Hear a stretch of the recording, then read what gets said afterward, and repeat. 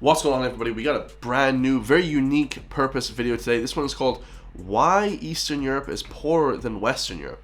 Now, obviously, a lot of people don't even know this, guys, but you know, I'm half and half, so I'm half Irish, half Eastern European, guys, from Slovakia, so I have a very unique perspective on this one, guys. I've been to Eastern Europe a ton. I live in Western Europe, so I have a very unique perspective. I know that Eastern Europe is quite poor compared to Western Europe because of Russia and the taking over of land and things like that, and the Soviet Empire, I believe, and the Western Europe is kind of funded by the US. That's why it's richer. So this one should be incredible, guys. Drop a comment down below. Let me know what you all think. New videos on Patreon every single day, and let's get it. When I ask you to think of Europe, what cities do you think of? For the average person, it's Paris, London, Barcelona, Rome, and that kind of vibe. What about Dublin? You could say Dublin as well. Very few would think of places such as Belgrade, Sofia, Chisinau, or Minsk. Well, those places aren't technically in Eastern Europe, I don't think. I think they're technically in Russia, sort of thing. I think Europe kind of ends at Slovakia. Well, does it? It ends at Russia, I suppose. What this reflects is a distinct separation between the states of Western Europe and the states of Eastern Europe. Yeah. This is a separation which has existed since the end of the Second World War, where the continent of Europe was completely ideologically divided between the authoritarian, socialist and communist states of Eastern Europe and the democratic capitalist states of Western Europe. This division was best summarized by the term Iron Curtain, which was created by former British Prime Minister Winston Churchill. At its peak, the Iron Curtain ran along these borders here. During the period of the Cold War, the Iron Curtain, whilst not physically existing, without a doubt existed in people's minds. There was very limited correspondence and active engagement between the two sides. Those from Western Europe very rarely ventured into the Red East, and those from the East were urged to stay away from the corrupt West. And that's kind of still how it is today, lads. Like, in Ireland, like, we don't really go to Eastern Europe like that unless it's for a holiday. You know, I love Czechoslovakia, I'll say that much. I absolutely love it there, but people don't really go there for holidays that much, honestly. In this period, the states of Western Europe developed far beyond their authoritarian socialist counterparts, as their fundamentally capitalist ideologies moved many states towards privatization initiatives, and many individuals strived to make as much money as they could. Alternatively, in Eastern Europe, the Marxist mindset, which steered its many states, dictated that it was equality which created a successful society. Now, we all know that this ideology was often not one shared by government officials, as many scenarios of embezzlement and corruption have now been revealed to the world from this period. However, many people nonetheless were forced to live under such regimes which taught such ideologies. And my mom and my grandparents were forced to live under that regime. Therefore did not have the opportunities to individually financially better themselves. Looking after the state was seen as looking after yourself. And you see, this is a point reflected by the main industries which dominated Eastern Europe's supposed socialist paradises. It's like steel works and stuff like that. Next to all of their relative economies were primarily driven by the export of... If you're a PT sick we're about to find out the export of what? Steel and iron, stuff like that. Raw materials, agriculture produce, and low-quality consumer goods. Coal? Stuff like that. Such export industries also existed in Western Europe. However, they had extremely desirable technology, financial and legal-based exports, amongst many other areas which were increasingly valuable in global society. The combination of all of these factors meant that in the period between 1989 and 1991, which is also the time frame marked by the fall of communism in Eastern Europe, there was not a single Eastern European state, excluding the Soviet Union, in the top 10 most economically powerful European states. In fact, the map looked like this. You can clearly see the disparity between annual GDP in Western European and Eastern European states. Jesus, Ireland used to be really poor. More than 50 billion GD per annum, so it used to be really poor. Now it's like well above that, I think. But, as I said, between 1989 and 1991, authoritarian socialism collapsed as the domineering ideology of Eastern Europe, and by 1992, the only technically socialist state left in Europe was Yugoslavia. Eastern Europe was now free to play capitalist catch-up with its Western counterparts, and close the economic gulf which had opened between the two. Now, in theory, the fall of communism should have kick-started such a process, but in actuality, it hasn't really altered the economic landscape of the it's Czech Republic, so yeah, it still looks like that kind of to this day, guys, honestly. A little bit more developed. European continent at all. Look at this map of Europe from 2023, which demonstrates the wealth of the countries in Europe in 4 percentiles. In green, we see the high percentile. In yellow, we see the middle to high percentile. In orange, the middle to low percentile. and in red, the lowest percentile. Now, I'm sure you can all see what this map is demonstrating, but just to really emphasize it, let's add the outline of what was the Iron Curtain. You can see clearly that since the 1989 to 1991 period, not a significant amount has actually changed in the economic rankings of the continent. I mean, yeah, certain states such as Poland and Romania have significantly economically developed since their relative socialist periods. And they're very rich countries, guys. They're very rich in culture and things like that as well. Very fun countries to go to. You can do a lot more things in those countries than you can in Western states. But the Western states have also continuously economically developed and continue to dominate the highest percentile of economic significance in Europe. There's really been no economic catch-up. In fact, since the end of the socialist era, the gap between the bottom and top percentiles has only increased. Germany sits at the top with a GDP of around $4 trillion. Whilst at the other end of the spectrum, there's Montenegro, who have a rough GDP of $5 billion. Now, oh my god, that's nothing. Obviously, this is an unfair comparison. GDP doesn't give you everything you need to know about the economic and social welfare of states, and the population size must also be taken into account. However, this doesn't change the picture at all for Eastern Europe. In fact, it only makes things worse. If we map the states with the lowest GNI per capita, which is essentially a measure of average annual income, these are the states which come out worst. And these are the states which come out best. Again, the East-West divide is extremely evident. And no matter which way you try to spin it, there is certainly no argument that there is equality between the two sides. Despite the aspirations which came following the collapse of the Iron Curtain, Eastern Europe still economically lags far behind Western Europe. The question then is why? Why is this the case, and why haven't Eastern European states been able to close this gap or create generally more prosperous opportunities for their populations? Well, like most things related to international relations, there's not one simple answer, but rather there are multiple factors which can be utilized and applied to explain why the situation has come to be. The first of these is the lasting influence that the communist era has had over the states which constitute Eastern Europe. People, same in Ireland, guys. Because Britain ruled Ireland for so long, people have a different mindset from what they should have.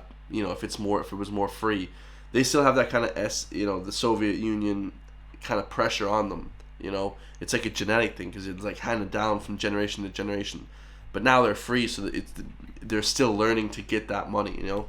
Call it the Communist Hangover. It's hard to fully emphasize how significant the impact of the communist period has been on both the economic output and it's like a hangover. It's lasting for decades still, even after it's been taken away. Governance of many Eastern European states. In fact, even in Germany, the richest EU country, we still see it in the divide between the East and the West. I'm half Bavarian. Kind of. The doctrine of communism bred economic inefficiency in the region, which is carried on in many cases. You have to remember that in the West, the ways of capitalism and free market economics have been embedded in society for centuries in some cases. So from the outside looking in, it's quite easy for many who come from this background to see just why many Eastern European states are economically inefficient. But it must be remembered that for around a 50-year period between roughly 1940 and 1990, practically all Eastern Europeans were born and raised in join large-scale battles. Born and raised in where? In some sort of like communist household, I think? Into societies where capitalism was a very foreign concept. Yeah, they didn't have capitalism back in the day. People don't understand that. Like, capitalism didn't come into like what, the 90s, like properly or whatever. Slovakia only got the euro in 2001. So like shit, it's only 2024 now, so it's a very foreign concept. 2009, I think 2009 they got the euro. My bad. 2009, guys.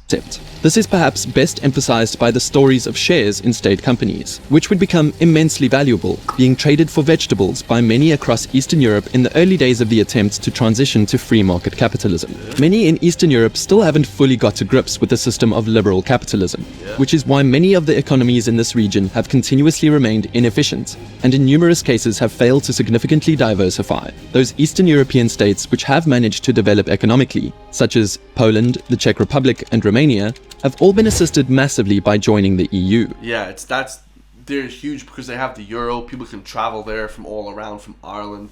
It's massively driving the economies, guys. I understand this. I took a business. This video is perfect for me. I'm half Western Europe, half Eastern Europe. And also, guys, I did a business degree. So I have the whole full circle. I know exactly what the hell's going on here. Exactly. Which is now a shared aspiration of many Eastern European states. However, to join the EU, strict criteria must be met. Right. Part of this criteria is the demonstration of low levels of corruption, which, unfortunately for Eastern Ireland should definitely be kicked out then, guys. The corruption here is on a different level. Europe is another significant component of the communist hangover. As you can see from this map, the top 10 most corrupt states in Europe are all in the east, beyond the old boundary of the Iron Curtain. Corruption plays a huge part in explaining why Eastern Europe economically lags far behind Western Europe, as often state finances are embezzled or entirely misappropriated at the expense of the general populace. Yeah, that sucks, guys. Basically, the government takes most of the money and the people get nothing. And economic development. And no, guys, I'm not saying the West is free of corruption. It's there heavily as well. Yeah, the West is definitely free, is not free. The West is probably more corrupt, but it's just more of the higher class people, you know. Now, if you've made it this far into the video, congrats. As I'm sure some people who didn't will say that I forgot to mention these next 2 points. But that is geography and colonization. These two factors are actually pretty intertwined, as their geography is one of the reasons that they couldn't participate in colonialism. Historically, once Western European countries established trade and colonies in Asia, Africa, and the Americas, they gained tremendous wealth and power. Meanwhile, Eastern Europe had way less access to ocean trade routes than Western Europe, so they couldn't trade as much. Wow. Centuries ago, having a port could mean the difference between being a global powerhouse or another territory for a bigger empire. That's very true, guys. Like, you could, bring spices and things around. You know, the Silk Road passed through Eastern Europe, but that was a very old concept. Now we just have ports, you know. The reason why some of the biggest cities in the world to this day are all near the water and true that, guys. They're all on the coasts. You never have anything in the center of a country. Like in the middle of America, there's nothing, but you have LA, New York. You have it all on the coast. Same with Dublin, it's on the coast, you know. A port of some kind. Peter the Great is a good example of just how important this is. When he came to power, he spent the majority of his 43-year rule trying to find access to a warm water port to boost the Russian economy. That was the major reason for the Great Northern War with the Swedish Empire in the 18th century, where Russia gained significant territories along the Baltic coast, they pretty much owned Finland for a while, including Estonia, Livonia, and Ingria. This allowed Peter to establish St. Petersburg in 1703 on the newly acquired coastline, which he made the new capital of Russia. It was also the major reason for the Russo-Turkish War against the Ottoman Empire to gain access to the Black Sea. Oh, however, yeah, the Ottoman Empire. Shout out to the Ottoman Empire. I might have ancestors going back that far. That one wasn't really successful. Anyways, you can see the importance of having access to an ocean and not being landlocked. And even though some of these countries weren't, it didn't mean they couldn't take advantage of it. Unlike countries like the UK and France, who had immediate access to the Atlantic Ocean, if countries in the East wanted to make it out there, they had to deal with heavy tolls or restricted access from the Danish Straits. It's the same issue with the Strait of Gibraltar back then, which has been ruled historically by Muslims, the Spanish, and now Britain. For these reasons, Eastern Europe couldn't participate in international trade and participate in colonialism. That's tough. Yeah, they missed out on a lot of good history. Well, the colonialism wasn't great history, but it was good for the economy at least. That's, you know what I mean. The people suffered though. Which was a massive disadvantage. And even today, they don't benefit from neo-colonialism like some Western European countries still do. And of course, the other side to this geography issue is that much of Eastern Europe, especially Poland, Belarus, and Ukraine, is extremely flat. Now, this is great for producing food, but it makes it easy for invading armies to attack, making one of the reasons the region was always in the middle of conflict and invading armies from all over the place, not just Europe. Now, don't get me wrong, Eastern Europe has far from the worst geography in the world, but combined with other factors, these geographical limitations add to the reason this region is poorer than their Western counterparts. This cannot be understated enough, especially when talking about this problem historically and not just within the past few decades. Talking about conflict though, another significant factor to explain the economic disparity is the constant wars. Believe it or not, war is usually remarkably unhelpful for a state trying to develop its economy. And Absolutely, guys. The only place that makes money off wars is America. They kind of have that military-industrial complex where they make money off all the wars since World War II.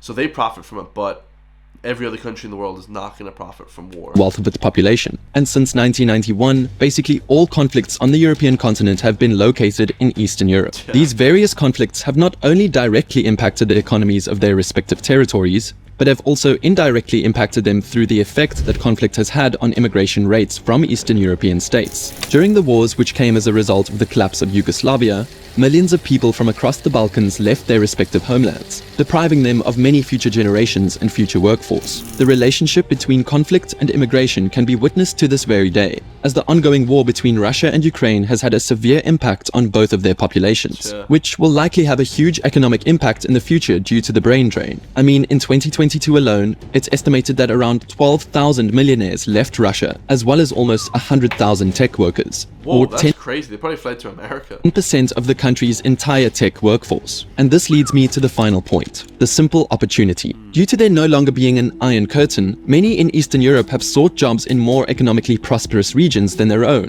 where they can get paid more. People follow the money. And we can see this playing out. We are now over 30 years on from the Cold War and the period of the Iron Curtain. And it is clear that Eastern Europe has not economically caught up with Western Europe. Should more Eastern European states start to commit to joining the EU, they may finally kick the trends which have remained from the communist period and may become more opportunity filled. However, I mean, also, you don't even have to join the EU, guys. You could just like bring more opportunity to your place by paying your people more and stuff like that, kind of have that trickle-down effect. If the day was to ever come where Eastern and Western Europe are on economic and social parity, it would be a long, long way into the future. It would be amazing though, because it would pretty much rival the American economy then, guys, because I think Europe has 500 million people, the US is about 350 million, so we just need more people to kind of drive that economy. So yeah, absolutely fire, guys. I like that video. Shout out to Verst, go check out him, go subscribe to his channel. I love you guys all, man. Very unique perspective I had on that, from both sides. And yeah, man, I love Western Europe, I love Ireland. Hopefully we keep developing the economy here, and I'll see you guys in the next one, man. Peace.